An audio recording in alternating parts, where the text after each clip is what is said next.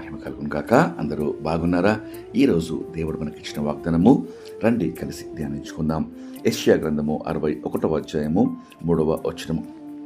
సియోనులో దుఃఖించు వారికి ఉల్లాస వస్త్రములు ధరింపజేయుటకును, బూడిదకు ప్రతిగా పూదండను, దుఃఖమునకు ప్రతిగా ఆనంద తైలమును, భారభరితమైన ఆత్మకు ప్రతిగా స్తుతి వస్త్రమును వారికిచ్చుటకు ఆయన నన్ను పంపి ఉన్నాడు. ఎంతో శ్రేష్టమైన వాగ్దానము పరలోకపు తండ్రి ఈరోజు మనకు అనుగ్రహిస్తున్నాడు.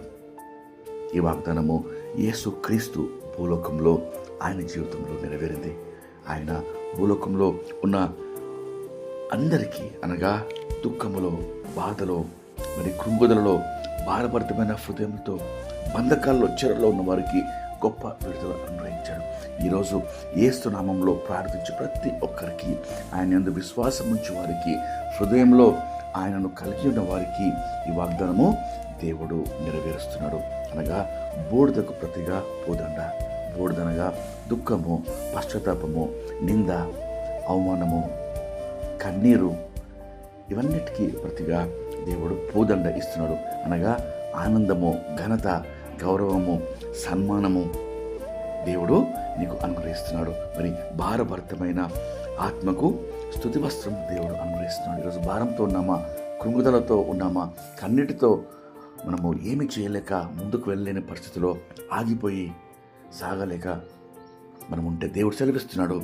స్తుతి వస్త్రము దేవుడు దాన్ని ఇస్తున్నాడు. మరి దుఃఖంలో ఉన్న వారందరికీ ఆనంద తైలము దేవుడు దయచేస్తున్నాడు అని వాగ్దానం చేస్తుండగా, ప్రియ దేవుని బిడ్డలారా, రండి మనము ఈ వాగ్దానం పొందుకుంటకు కలిసి ప్రార్థన చేసుకొని యేసు ప్రభువుని మన హృదయంలో చేర్చుకొని మన పాపములు ఒప్పుకొని ఆయన యందు విశ్వాసం ఉంచి ఈ గొప్ప వాగ్దానంను పొందుకుందాం. ప్రార్థన.